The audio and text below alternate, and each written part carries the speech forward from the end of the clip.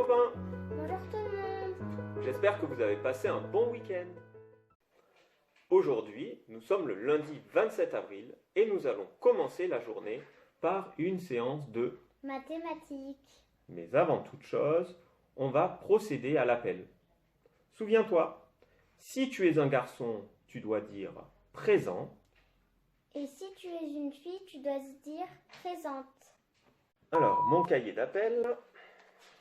Voilà. Jean-Baptiste. Jean-Baptiste.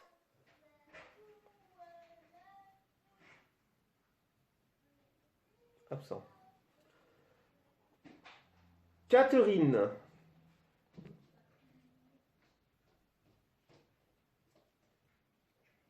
Absente aussi. Ça démarre bien. Patrick. Papa, tu te trompes pas de cahier d'appel? C'est pas celui de papier et mamie? Oh là. Oui, oui. C'est pour ça. Adela. Ahmed. Akeni. Amine. Asia. Ayan. Ayoub. Famous. Idriss. Jenna. Jumana. Kissima Alexis. Latesh.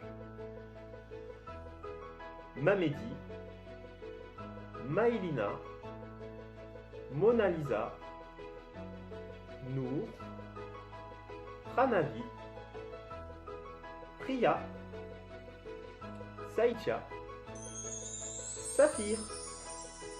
Satana. Soukaina. Youssef. Zacharia. Marie. Marie. Ah, Marie, parle plus fort s'il te plaît, Marie. Bob. Bob, present. Ok. Et Sourisette. Ce petit appel était une transition parfaite pour notre histoire en résolution de problèmes. Écoute bien et imagine. Dans la classe des CPCD, il y a 25 élèves. 15 d'entre eux mangent à la cantine. Combien d'enfants mangent à la maison? Réfléchis bien et propose-nous ta réponse.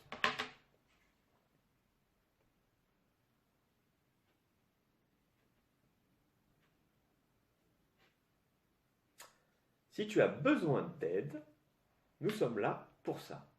Regarde bien. Qu'est-ce que tu proposes? 2 dizaines et 5 unités. Très bien. Tu as choisi, dans un premier temps, de représenter l'effectif de classe avec les cubes. 25, le nombre total d'élèves dans la classe des CPCD. Est-ce que tu proposes autre chose? Oui. Un calcul à trous. Très bien. Illustrer le problème par un calcul est une très bonne idée. Tu es parti de 15, le nombre d'enfants qui mangent à la cantine, puis tu ajoutes l'inconnu, le nombre d'enfants qui mangent à la maison, et tu te retrouves avec comme somme le nombre total d'élèves de notre classe. À toi de jouer.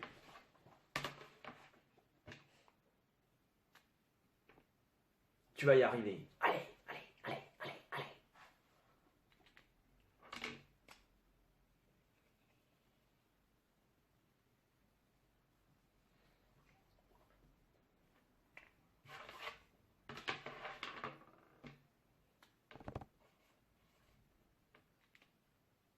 Alors, correction. Ok, donc je comprends bien. Est-ce que tu as choisi la couleur noire pour les élèves de la cantine? Oui. Très bien. Donc en rouge, on découvre le nombre d'enfants qui mangent. À la maison. Très bien. Donc 10 enfants mangent à la maison. Deuxième technique. Passer par le calcul.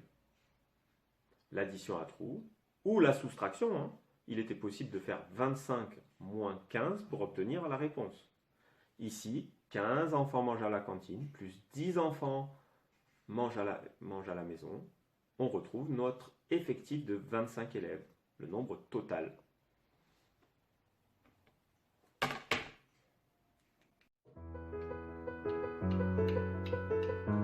Pour poursuivre en calcul mental, je te propose aujourd'hui de compter de 10 en 10, de 5 en 5 et de 2 en 2. Si tu es tout seul, entraîne-toi à aller de plus en plus vite. Si tu peux travailler à plusieurs, on va te présenter une façon de travailler différente et amusante. Comptons de 10 en 10. Tu es prête? Oui, je suis prête. 0, 10, 20, 30, 40, 50, 60, 70, 80, 90, 100. Très bien. Poursuivons en comptant de 5 en 5.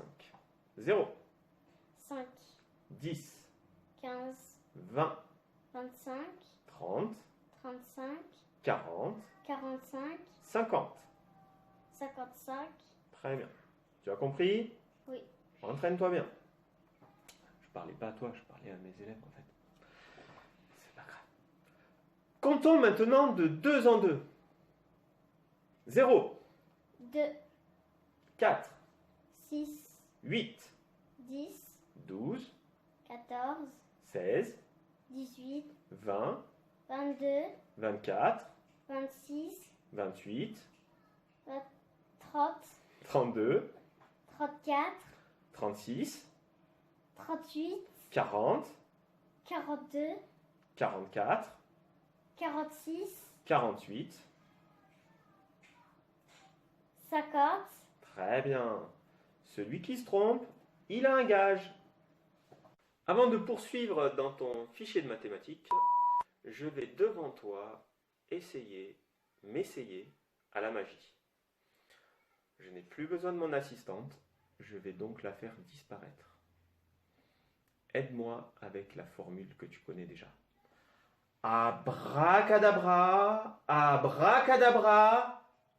Oh, super efficace, hein? Papa, c'est bon, t'as plus besoin de moi pour les tours de magie. Chut, c'est mon tour là. Cache tout là. Donc, pour aujourd'hui, en mathématiques, écoute bien. Nous te demandons de faire la fiche 71. Elle a pour nom reproduire des figures sur quadrillage. En classe, nous avions déjà démarré et en espace et géométrie, chacun avance à son rythme. Donc l'idée, c'est de poursuivre et d'essayer de terminer la double page. L'objectif, c'est d'utiliser un quadrillage pour reproduire des figures. Tu vas devoir te remémorer certaines choses. Ce que tu sais déjà, c'est lire un tableau. Tu es capable d'identifier les colonnes, elles se lisent de haut en bas, et les lignes qui se lisent de gauche à droite. Plus particulièrement, sur le quadrillage, tu sais qu'il est composé de lignes verticales et de lignes horizontales. Quand ces lignes se croisent, elles forment ce qu'on appelle un nœud.